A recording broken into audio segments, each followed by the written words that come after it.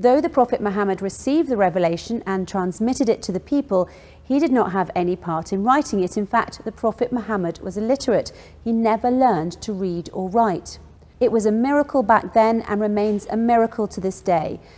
He had the ability to open his mind away from the commercial expertise of Mecca in the 7th century, and was able to go deeply into himself, into the unconscious mind, into the visionary world, and was able to do it without being pompous, messianic, or treating himself as a savior.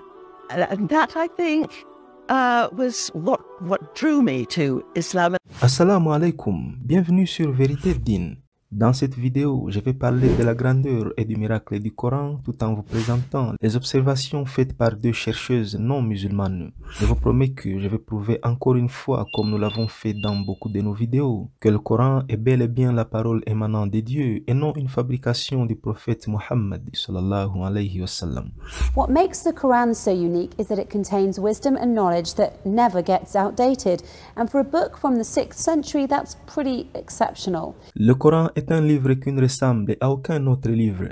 Il invite les gens à sortir et à apprendre sur l'univers afin de comprendre ce qui est écrit et afin de sortir de l'ombre et des doutes sur son authenticité.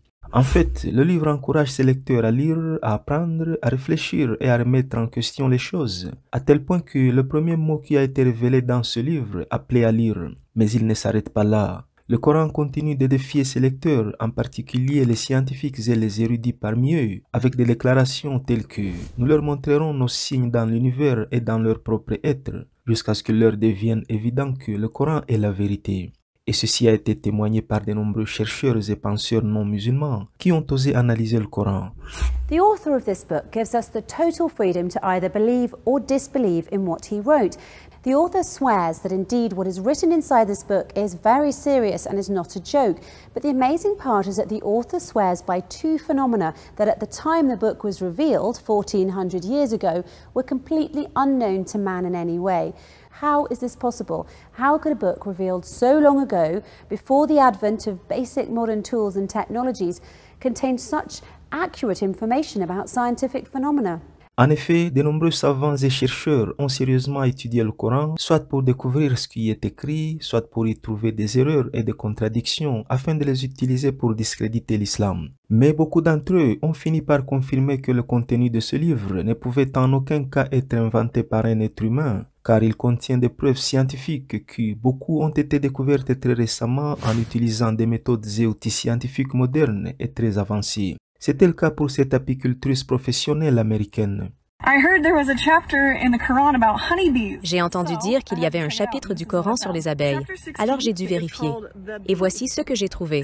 En fait, elle fait référence au chapitre intitulé An-Nahl ou l'abeille en français. Elle a été étonnée de constater comment ce chapitre décrit de façon détaillée le mode de vie des abeilles en mettant l'accent sur le fait que ce sont les abeilles femelles, encore appelées les ouvrières, qui fabriquent le miel. Quelque chose qui a été découvert par les scientifiques modernes au XIXe siècle. Comment le prophète Muhammad sallallahu alayhi wa sallam a pu connaître ces informations si ce n'est le créateur des abeilles qui les lui a transmises? Une autre chose extrêmement importante à noter et qui montre que le Coran ne peut en aucun cas être une œuvre humaine est que ce même verset signale que l'abeille femelle qui produit du miel possède deux estomacs. Lorsque ce verset a été révélé au 7e siècle, il n'était peut-être pas bien compris par les musulmans de l'époque.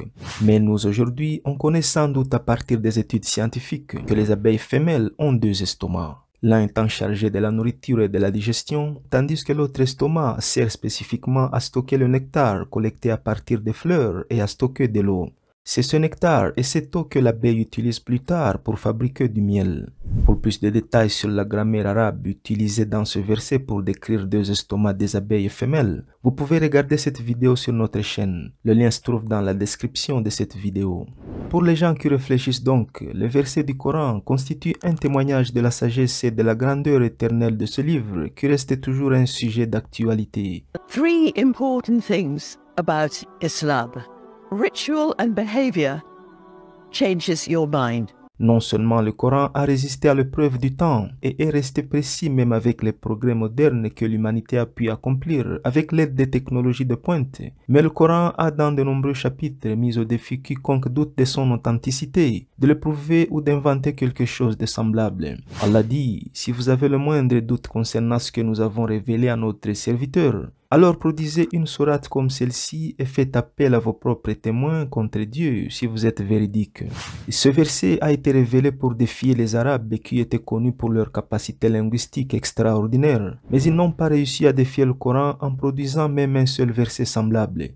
Alors si les Koraïchites n'ont pas été capables de défier le Coran, qui autre peut le faire?